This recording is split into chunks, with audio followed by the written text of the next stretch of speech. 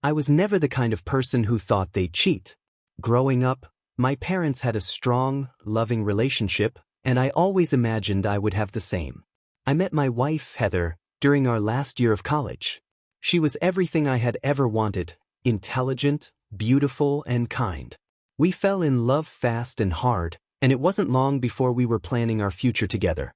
Our wedding was a dream, a perfect celebration of our love, surrounded by family and friends. We moved into a cozy suburban home, both of us securing stable jobs that allowed us to live comfortably. On the outside, we were the ideal couple, happy, successful, and in love. But as time went on, the reality of our relationship began to shift. The first few years of marriage were wonderful. We traveled, we laughed, we shared our dreams. But as the years passed, the demands of work, the monotony of routine, and the subtle changes that life brings began to take their toll. We still loved each other, but something was missing. The excitement, the passion, the connection that had once been so strong began to fade. Heather was always busy with her job, and I threw myself into my work as well, perhaps to avoid facing the growing distance between us. We still had our moments of closeness, but they were fewer and farther between. Conversations became more superficial, our intimacy became less frequent, and I started to feel like we were more like roommates than lovers. I convinced myself that this was just a phase, that all long-term relationships go through ups and downs. I told myself that we were strong enough to get through it, that our love was strong enough. But deep down, I felt a growing sense of dissatisfaction, a longing for something more. It was around this time that I met Rachel. She was a new hire at my office, and from the moment we were introduced, there was an undeniable connection between us. Rachel was different from Heather in almost every way.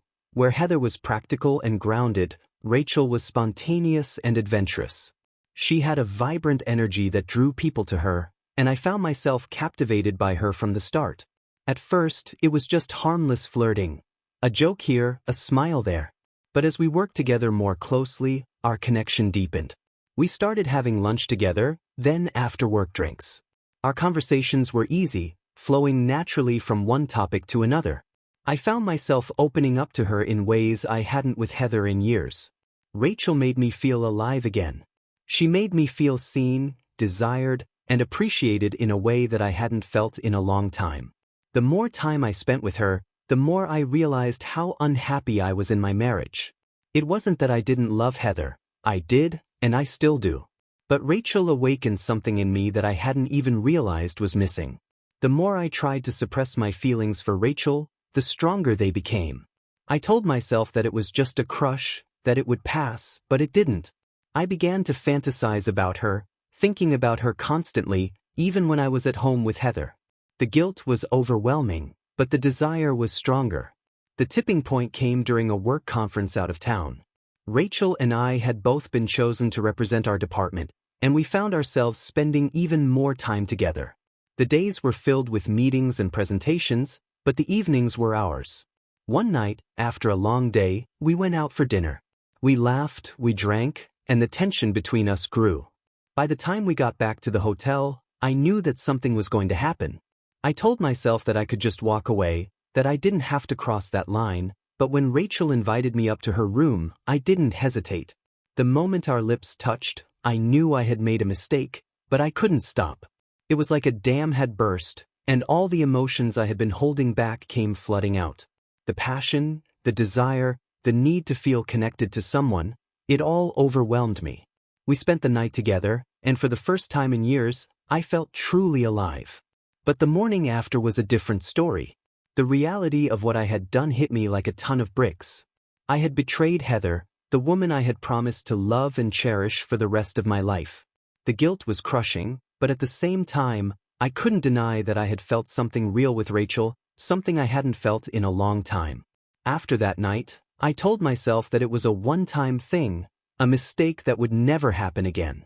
But the connection between Rachel and me had only grown stronger. We started seeing each other in secret, and I found myself living a double life. By day, I was the loving husband, the successful professional. By night, I was Rachel's lover, consumed by the passion and excitement that our affair brought. The guilt never went away. Every time I looked at Heather, I felt like a monster. She didn't deserve this. She was a good person, a loving wife, and she trusted me completely. I knew that what I was doing was wrong, that it would destroy her if she ever found out. But I couldn't stop. I was addicted to the way Rachel made me feel, to the escape that our affair provided. I started to pull away from Heather even more. I avoided conversations, made excuses to stay late at work, and distanced myself emotionally. I could see the pain in her eyes, the confusion, but I didn't know how to stop. I was trapped in a cycle of guilt and desire, unable to break free. The affair continued for months, each encounter with Rachel both exhilarating and devastating. I knew that it couldn't last forever, that sooner or later, something would give. And it did. One evening, after another night with Rachel, I came home to find Heather waiting for me. She had found out. I don't know how, maybe she had seen a text, maybe she had followed me, or maybe she had just known all along.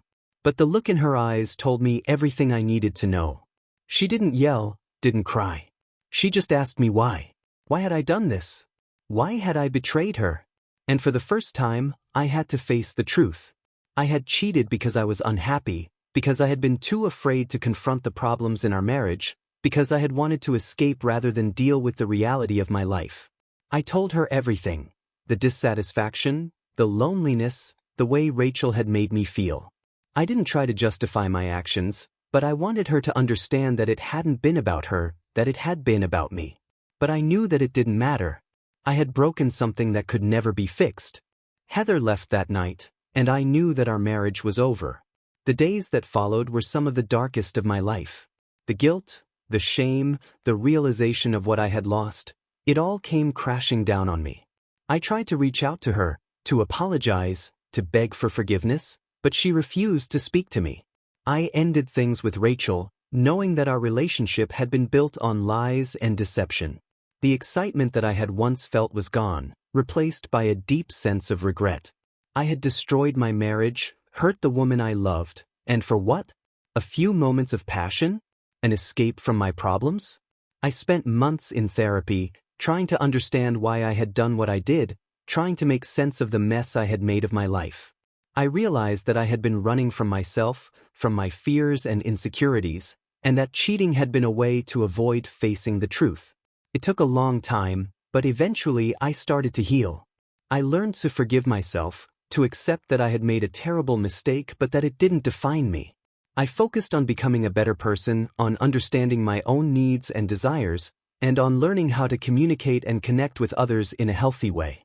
Heather and I never got back together, but we eventually found a way to be civil, even friendly. I will always regret the pain I caused her, but I've learned that I can't change the past. I can only learn from it and try to do better in the future. As for Rachel, I never saw her again after we ended things.